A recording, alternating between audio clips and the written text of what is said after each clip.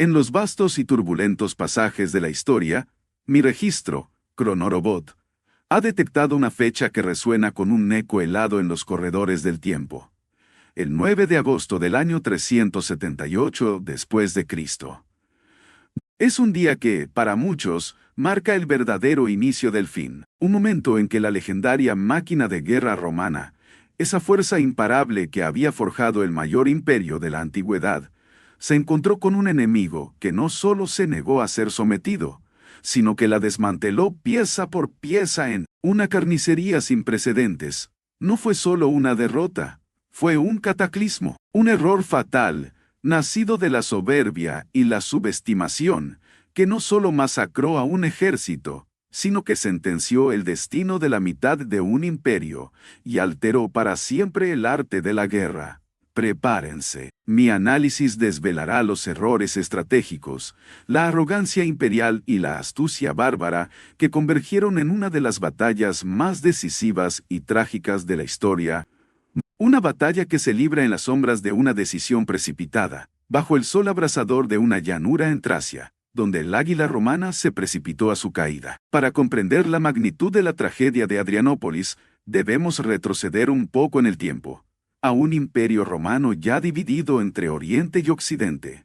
No era el Roma monolítico y todopoderoso de siglos anteriores. La Pax Romana se desmoronaba lentamente bajo el peso de la corrupción, las luchas internas y, crucialmente, la presión incesante de las migraciones bárbaras en sus fronteras. Las legiones, aunque aún temibles, estaban sobrecargadas y estiradas hasta el límite. Hacia el año 376 después de Cristo, una nueva y formidable marea de pueblos germánicos, los godos, específicamente la rama de los visigodos, apareció en la frontera del Danubio. No venían como invasores típicos, buscando saquear, venían como refugiados, huyendo despavoridos de una amenaza aún mayor que se cernía desde las estepas euroasiáticas. Los temibles y brutales hunos, cuya sola reputación sembraba el terror. Desesperados, los godos, liderados por figuras como Fritigerno, rogaron al Imperio Romano de Oriente, gobernado por el emperador Valente, permiso para cruzar el Danubio y asentarse en territorio romano. Su súplica era simple: refugio a cambio de lealtad y servicio militar. Valente, un emperador práctico pero a menudo miope, vio en esta afluencia una oportunidad. Necesitaba soldados para su ejército y mano de obra para sus campos y minas. Accedió, pero esta benevolencia fue rápidamente empañada por la corrupción y la codicia desmedida de sus propios oficiales. Lo que siguió fue un capítulo oscuro de la administración romana. Los oficiales encargados de supervisar a los godos los explotaron brutalmente. Les exigieron sobornos exorbitantes, les vendieron alimentos podridos a precios desorbitados e incluso comerciaron con ellos como esclavos, separando familias. Miles de godos murieron de hambre o por enfermedades en los campamentos improvisados.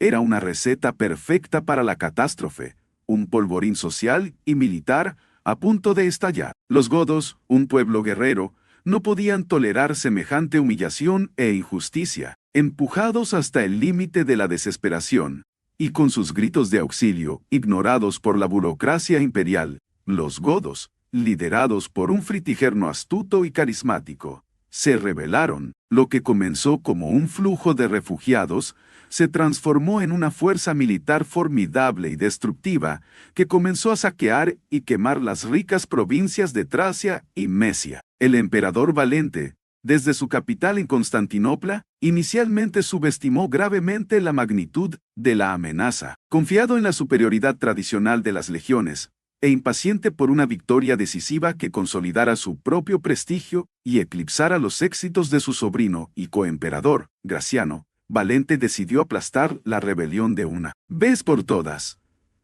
La tensión aumentaba con cada día que pasaba. El emperador Valente, un veterano de campañas militares pero quizás carente del genio estratégico de sus predecesores, era un hombre orgulloso, deseoso de una victoria personal que le granjeara la gloria que sentía merecer. Su impaciencia fue su peor enemigo.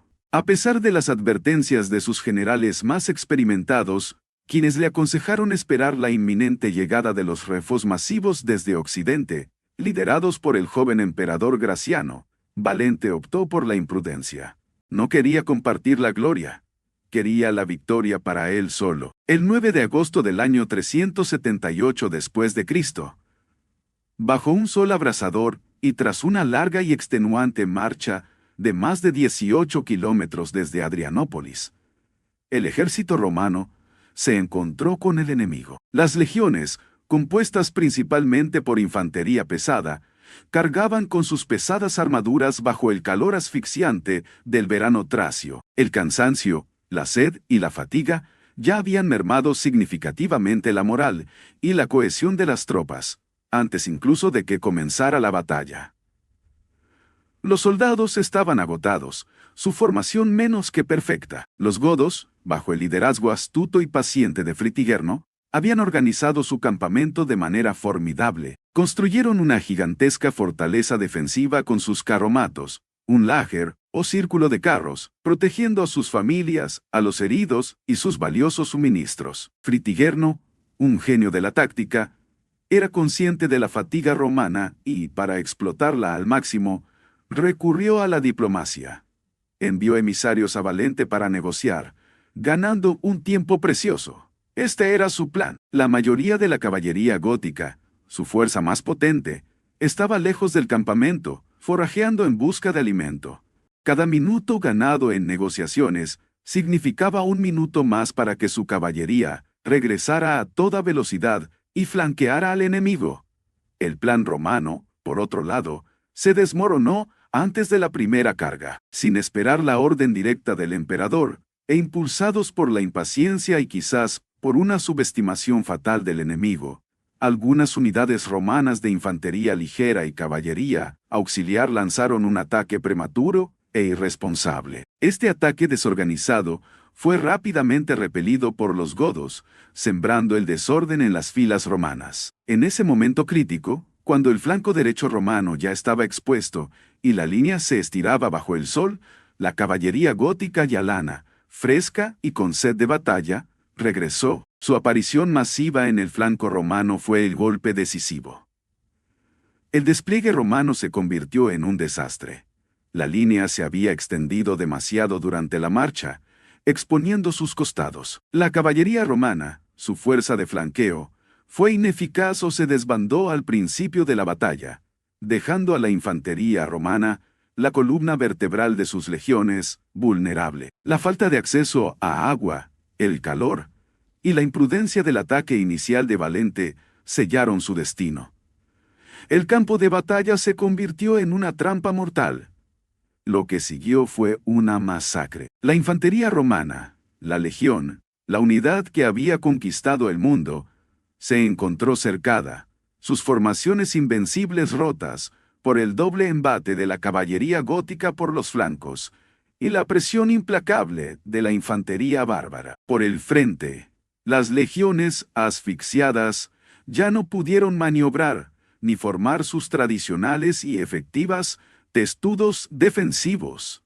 Los romanos fueron aplastados en una carnicería sin cuartel. La derrota no fue una retirada, fue una desbandada caótica, una aniquilación sistemática que duró horas. El propio emperador Valente encontró su fin en el campo de batalla, un destino que pocos emperadores romanos habían compartido en persona. Su cuerpo, símbolo del poder imperial, nunca fue recuperado, lo que solo añadió un aura de misterio y fatalidad a su trágica desaparición. Las leyendas varían. Algunos dicen que murió luchando valientemente en la refriega, otros que se refugió, herido, en una modesta cabaña, que luego fue incendiada por los godos, quienes no sabían que el mismísimo emperador de Roma perecía dentro. Su muerte, un shock sin precedentes, desmoralizó al ya roto ejército. Las bajas romanas fueron, simplemente, devastadoras. 2/3 del ejército oriental, incluyendo muchos de sus generales y oficiales más experimentados, perecieron en la batalla. Fue un golpe de tal magnitud que el Imperio Oriental tardaría años, si no décadas, en recuperarse militarmente. La moral del imperio se desplomó a niveles nunca antes vistos. Adrianópolis no solo perdió hombres, perdió la creencia en su propia invencibilidad. La máquina romana, que había funcionado implacablemente por siglos, había sido desmantelada brutalmente. La derrota dejó el este del imperio vulnerable a los saqueos godos durante años, sin una fuerza militar capaz de detenerlos de manera efectiva. Las repercusiones de Adrianópolis fueron profundas, sísmicas y, en última instancia, definitorias. Marcaron un cambio fundamental en la doctrina militar romana. El imperio se vio obligado a reconocer la superioridad de la caballería pesada en el campo de batalla, lo que llevó a una reestructuración de sus ejércitos y a una dependencia cada vez mayor de la incorporación de unidades bárbaras, especialmente de caballería, en sus propias filas. Pero, más allá de lo puramente militar, Adrianópolis fue el inicio del fin psicológico para el Imperio Romano de Occidente. El mito de la invencibilidad romana, que había sostenido la autoridad de Roma por siglos, se hizo añicos. Los godos, a diferencia de otros invasores anteriores, no fueron erradicados ni expulsados. Se les permitió establecerse permanentemente dentro de las fronteras del imperio, en Tracia, no como súbditos conquistados, sino como una fuerza autónoma, una nación dentro de la nación. Esto sentó un precedente peligroso, el de las federaciones bárbaras que, con el tiempo, contribuirían a la fragmentación y eventual caída de Roma en Occidente. Adrianópolis no fue la última batalla del Imperio Romano, pero fue la que cambió para siempre el curso de la historia.